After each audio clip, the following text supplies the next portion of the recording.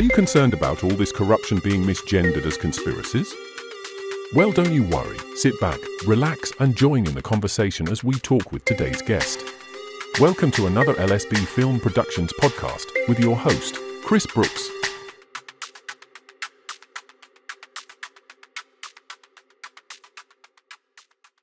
Right, hello and welcome to the channel. It's me, Chris Brooks, and today I'm joined by Danny Beach, who is a gentleman who used to have a farm, and the government have done everything in their power to take away his land, and unfortunately they have successfully taken away his land.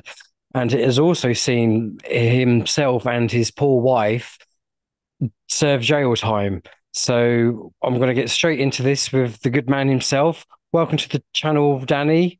Thank you, Chris. Oh, where to start?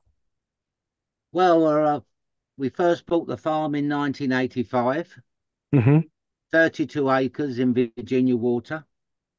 Virginia Water is one of the most expensive areas in the country. We used to keep pigs and poultry, and then we tried Angora goats for their fleeces and breeding stock.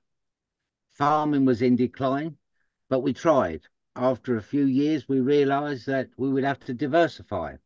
We let some of our redundant farm buildings to local people who wanted to start their own business. Runnymede Borough Council made life very difficult, and I couldn't understand why. It was only years later that I realised they wanted my farm. My cousin and his wife divorced. She kept the house. He was made homeless. So I let him park a small caravan on the farm to live in. Right. The caravan park grew because the accommodation in the area was so expensive. My RBC, Runnymede Borough Council, started to send homeless people to me. Sometimes it was late at night, and if I had a spare caravan, I would take them in and always charge them a very low rent. So did you have some kind of agreement with the borough council at the time then that you would... No, they didn't write to me. They just sent people along, said the council sent them, and I would let them in if I had a spare caravan. Bit cheeky. Yes, yeah, but they used to send me checks in my name right. that was paid into my bank. And then one day they decided that the caravan site was unlawful. So they prosecuted my wife, my son, and me under the Proceeds of Crime Act. I believe that's designed for drug dealers, gangsters, and international criminals. And how old are you? I'm 74 now. Oh, sorry, So 73. you're hardly you hardly fit that criteria of... not that age is a thing really, but no. Yeah, they're clutching at straws there, weren't they? Yeah, I was 68 at the time. And so they used it for more than 15 years. Then they decided it was unlawful. So we appeared at Guildford Crown Court many times. Is that a magistrate's court? Crown Court. Crown Court. Yeah. Okay. The first judge we came in front of was very fair. In my opinion, he was the only judge who deserved the HH title. I think that he worked out very quickly what the council was up to. In fact, he was so fair that he was replaced by another judge. A judge really? A judge who was about to retire. The second judge was completely different. I've met more people in prison who were more honourable. He did some shocking things, and he didn't get the slightest bit embarrassed. One of the things he did was to add on £1 million to the confiscation order unlawfully. Really? Yes. Yes. How long did you spend in jail? 6 months. So what, and your wife, was it both 6 months? Yes, in category B prisons. So what's that? That's not open prison, is it? No, certainly not. No. That's shameful. We were only sent to prison, Chris, so that they could soften us up. But I'll get to that in a minute. Right, okay. In 2018, we appeared at Folkestone Magistrate Court, the confiscation unit. My wife was sent to prison for 5.5 years. I was sent, she was 66 years of age at the time, and she's undergoing treatment for cancer. I was sentenced to 7.5 years. I was 68 years of age. That's shocking. In 2014, I had open heart surgery, a 5-way bypass. So I wasn't really that fit. No. The magistrates knew what they were doing was wrong because the chairman got flustered, when he was telling us why we were going to prison. On the other hand, the legal advisor got great pleasure. She read our sentences out in days. To make it sound worse, RBC, Runnymede Borough Council, they wanted us sent down. They asked for the default sentence, and Folkestone obliged. It was all pre-planned. So was this purely to make an example of you two then? To also so other people. Well, it was to soften us up so that we would agree to the enforcement receiver taking over our farm. And what did they want your farm for? Residential development. Right, so building. Yes. The council had installed a substation, electricity substation, and 2 massive gas mains about 8 years ago. And we asked why it was there, and they didn't know nothing at all about it. It just appeared there, you know. So someone had asked for it to be put there, but they denied it. Absolutely. Mario Leo was and still is the head of law and governance at Runnymede Borough Council. So I guess that he was the one who instructed their barrister to ask for the default sentence to be applied for us to go to prison, you know. They even used a planning barrister on the day, but it didn't make any difference. We were going to prison, and that was it. We were released after 6 months. Our solicitor, Ben Hall, from Baron Gray, Twickenham, charged us £31,000 in the High Court for the hearing to get out of prison. The High Court judge said that we were unlawfully imprisoned, but refused us cost or compensation. Really? Yes, he did. How can somebody I mean, I'm not disbelieving you in the slightest, but how can somebody who admits fault then not offer any kind of compensation is beyond me. Everything I say, Chris, I can prove with documents. Yeah. I have 10 arch lever folders completely packed with everything. If there's anybody listening who could maybe shed some light onto this, or maybe get in contact with Danny with ways of maybe recouping some of what he's lost, please do get in contact with me on my email address. Sorry, Danny, carry on. No, that's okay. They didn't have to send us to prison, Chris, because we'd signed Of course they didn't. No, we'd signed an option agreement with a residential developer in 2016. And the value of the farm more than covered the extortionate fines that they put on us. Whilst in prison, Ben Hall, our solicitor, and John Hardy, QC, they visited me. Ben Hall said if I agreed to the enforcement receiver, Louise Britton, of Wilkins Kennedy, taking over the sale of our farm, she would push the property developer and we would be released from prison quicker. That's what he told us. But obviously that didn't happen. Yes, they released us once we agreed to the receiver taking over the sale of the farm. Yeah. So you can get an idea there now. I'm trying not to swear. No. We were. You can. I'm trying not to. No, I wouldn't dare. After a while we were in prison, while we were in prison, Runnymede appointed receiver Louise Britton. She evicted the residents. That was men, women, and children. Some of the children had been born there on the farm. It was really? Yes, yeah. So how many people are we talking on the farm? There was about, at the time, about 25 residents. Yeah. In caravans. We paid the rates, we paid taxes. We paid the rates, obviously, to Runnymede Borough Council. Mm. She also evicted the tenants. She threatened them with prison if they didn't leave. Some have been on the farm for 20 years with their small business. We asked the receiver, this is when we were out of prison, for permission to collect our tools, equipment and personal belongings, but she kept stalling and putting obstacles in our way. All the expensive items went missing, so I sent the new owners, which were PhD Access Services Limited, a claim for the loss of the goods. Mm-hmm.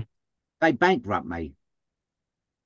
The boss of the firm is named Danny Dwyer. I rarely left the farm, so I used to see my great-grandchildren almost every day. And I wasn't handling prison very well. So I signed, he came in with a scrap of paper, the solicitor did, into the prison. He just scribbled it out that I agreed to the receiver.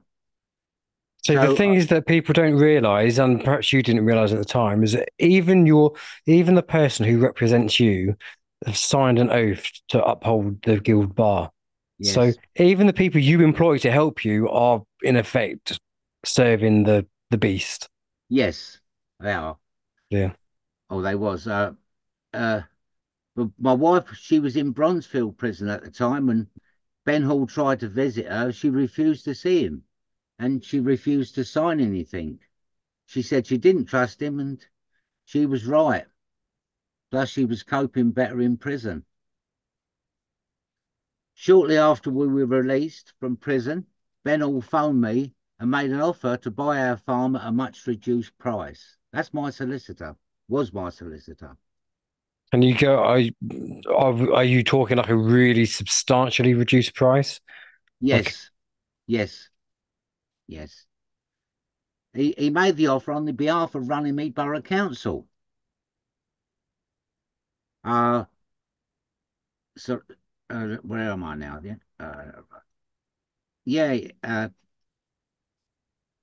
And excuse me for a minute. you're all right, mate. Yeah. I refused the offer, and he said if I didn't take it, we would end up with nothing. And really, that was the only true thing he ever said to me. We ended up with a fraction of the true value. Ben Hall never put nothing in writing. It was all by phone. I did make a complaint to the Solicitors Regulation Authority. They said that this solicitor had never had a complaint made against him before, so they couldn't do anything. You think about that. Really? Yes, yes. So that's like somebody going out and murdering or raping somebody for the first time. Oh, but they've never done it before, so So you don't can't do bother. anything. That's No. absolute pie, isn't it? Yes, yes, I've got the documents to prove that as well. On the 10th of November 2020, a High Court Master granted the receiver, Louise Britton, a writ of possession. On the 10th of June 2021, a High Court judge granted us an extension of time to appeal the writ of possession. But on the 21st of June 2021, Louise Britton turned up with two thugs and Surrey Police. They evicted my son. His wife was 8 months pregnant at the time. They evicted her and my three grandchildren. How old are they? At the time. They was all youngsters. Yeah, so very traumatic then for them. Yeah, yes, it was Yeah. traumatic for them. It really was. Because we had this outstanding appeal. They shouldn't have come in. No. Anyway, I was in my office. I had 4 gas bottles and 3 cans of petrol. I didn't want anyone to get hurt, but I didn't want my farm and land taken from me. And they knew that there was an outstanding appeal. I had my back door locked, so the police came to my kitchen window and spent a long time trying to get me to come out. They were polite and they were respectful. But it was out of their jurisdiction because it's not a crime. You haven't committed a crime. No. It's civil. Yes. But they changed that backwards and forwards. Sometimes it was civil, sometimes it was criminal. But to prosecute us under the Proceeds of Crime Act, obviously that's criminal. Mm. Anyway, then the police must have decided to let Louise Britton and her two thugs have a go. The first thing they did was to smash in my back door. And that made me angry, of course. And I imagine very scared. yeah, they was just beating it, smashing it. There was a window in my office and I could see into the kitchen. So she stood there just staring at me. She never said a word. She is different. She really is different, you know. And I was pleading with them not to come in. I kept telling them that I didn't want anyone to get hurt. I had a can of petrol in one hand and a lighter in the other. I was prepared to blow myself up, but I didn't want anyone else to get hurt. Louise Britton let one of her thugs off of his leash. He stood in the open door between my office and the kitchen. He tried to stare me out, Chris, looking at me, you know. And disgusting. He kept moving forward towards me. I think he was planning to jump on me. I told him if he took another step, he was going to get it.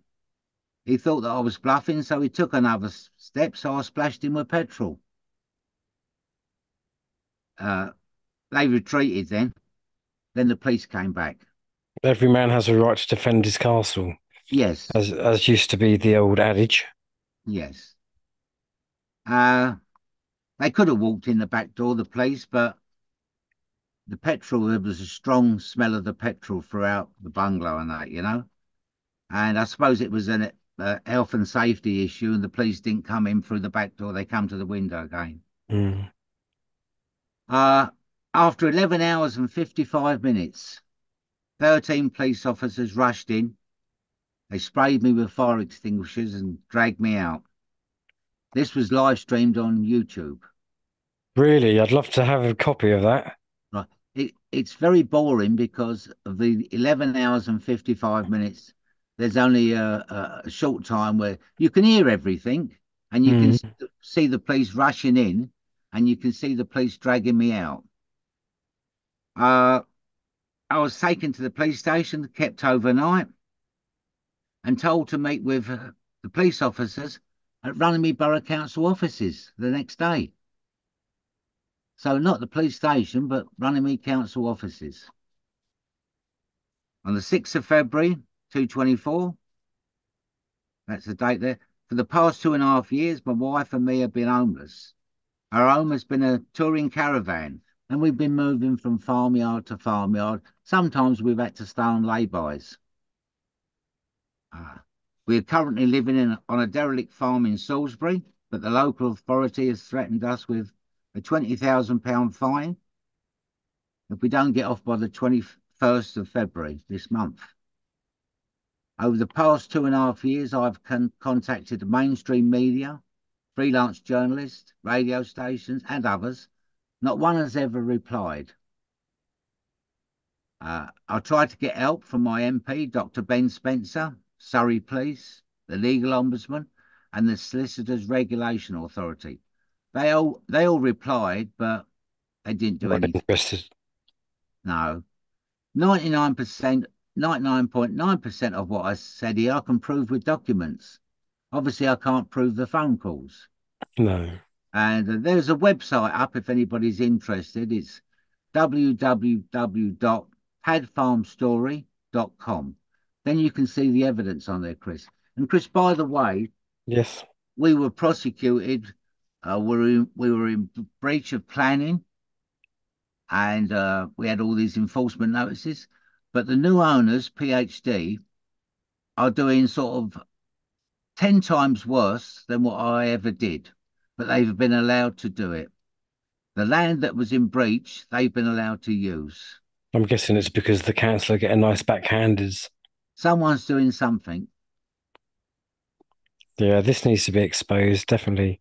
I wonder whether Richard Vobes might take this up as well. Well, that'd be great if you could. Yeah.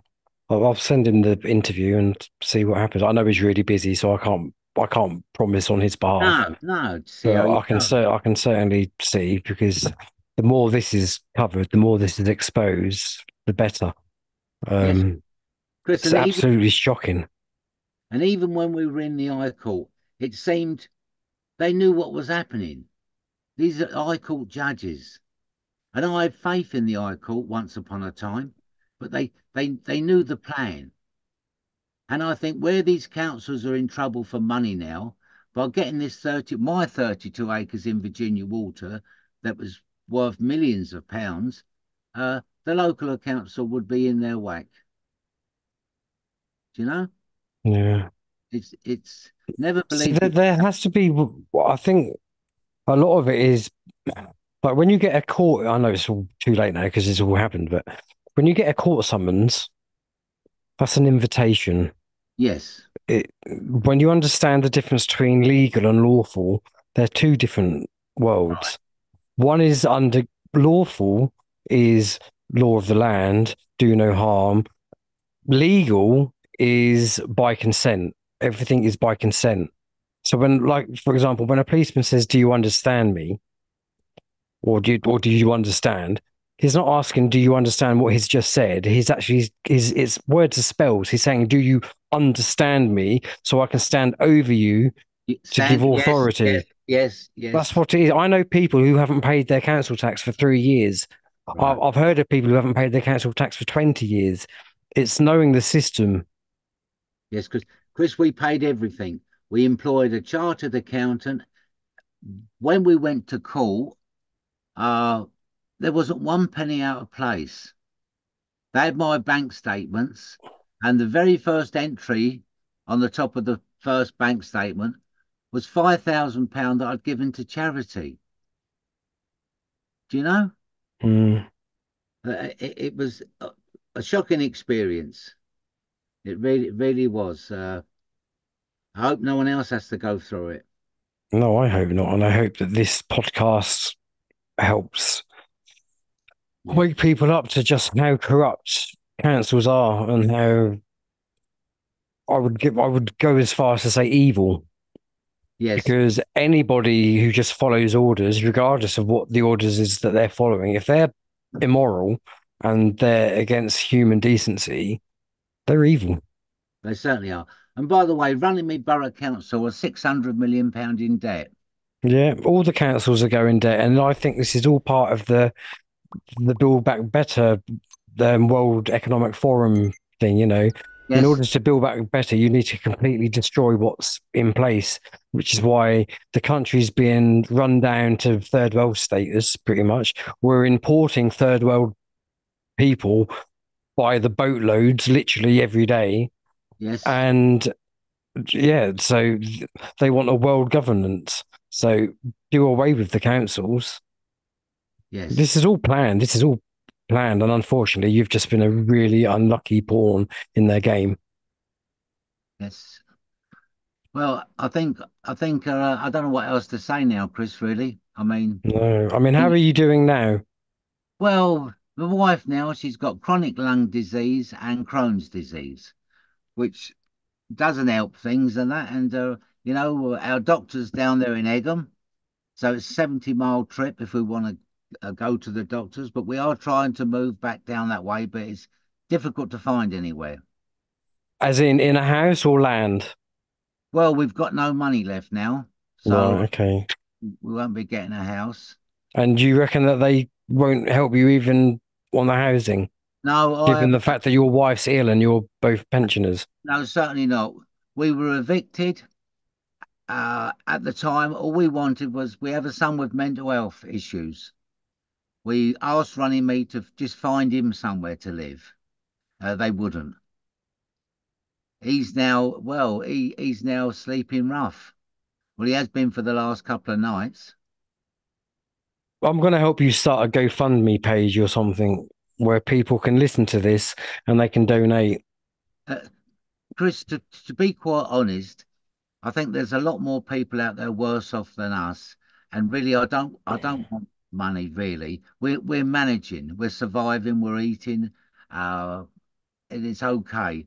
So I don't really want money. As I say, there's a lot more people out there more deserving at this time. you've only got to pick up the newspapers and read some of these stories. And Yeah, but unfortunately, I don't believe half the things in the papers anymore. no, well, I understand that. Yeah, but yeah, I know what you're saying, and it's admirable. It really is, and maybe that's of your generation, but you do absolutely deserve help. Well, some advice would be good. Yeah, well, I will see if I can get hold of people Yeah, who could. Would you be happy for me, not on here, but would you be happy for me to pass on your details to definitely. people to get hold of you? Yeah, definitely to anybody that may be able to help. Right, okay. That's all we need. Yes, and I tried. I tried loads of solicitors, but as soon as I mentioned my name, they weren't interested. Just It, because they all work in this, they're all part of the same club. yes, and that I thought was strange as well. They'd say to me, first off, they'd say, "Oh yeah, we're very interested." Then when they check me out, they come back and say, "Oh no, we've too much work on at the minute. We can't help you. The best of luck." And It's like you've been blackballed. yes, yes. And the last solicitor that we tried, Ben Hall, I really thought that he was okay, but he was working from Runnymede from day one. Not for me. I was paying the bills, but he was working for Runnymede. So it's frightening as well. It's frightening to think that everyone puts their faith and their trust in a judicial system that really hasn't got anyone's backs other than their own. And it's the same. You've only got to look at the government. With the government as corrupt as they are, stealing money left, right, and centre, funding illegal wars with it, it's just more of the same, but on a lesser scale. I do feel sorry for the youngsters. Oh, absolutely, absolutely. I really do. Years ago it wasn't as bad as this, nowhere near as bad as this. But No, now it's like a mafia organisation. it is. But the only caveat that I will, or ray of hope that I'll throw into the mix is that I do think this year is going to be a year of change. I hope I so. think a lot of people are waking up. I'm fortunate enough that I get to speak to all kinds of people from all kinds of backgrounds throughout Yes. society, just given what I do. And the general consensus is that things are in the pipelines. It might not all happen this year, but I think this year is going to be a pivotal point as to where humanity goes. Well, I really hope so. I really do. And I'll always remain optimistic. Yes, I'll keep going, Chris. I've got nothing else. I've got nothing else to lose, and I'll keep going for as long as I can. I Yeah. really will. It's wrong, and And another thing I've just thought of is that the new owners, PhD, Hmm. they don't have to pay business rates. Do they not? Now, how do you do that? The That's the real underhand. the real reason I believe that they're Impad Farm, first off, it was to get me out, and they was to sort of just hold the land, ready for Runnymede Borough Council to develop it. That's what I believe. Yeah, it It wouldn't didn't make surprise me. it didn't make any sense. Nothing makes sense anymore. No. So and over the years, I've also let in council contractors when they were putting in the cable, for the internet, and they used to park their equipment in my yard. So the council's used my farm quite a few times, and uh, and that's it really. I could go on for hours, but Well, mate, you can do if there's anything that you want to discuss it. I haven't got a time constraint on this. no, it's difficult to you know to go back and to think of everything. It fills your head up with this stuff. No, it does. No, Yeah, I can yeah. appreciate that. And But well, I'll wrap it up here then, okay, and Chris. I'll continue to have a little chat with you after I've stopped recording. Okay. But for now, everybody, please listen to what this gentleman said. If you've got any kind of advice, please do get in touch with me at lsbproductions123 at gmail, and I will gladly pass over any information that we can in order to get some kind of closure and some kind of solutions to what this poor gentleman and his entire family have gone through. But for now, all the best, take care, and I'll speak to you again soon.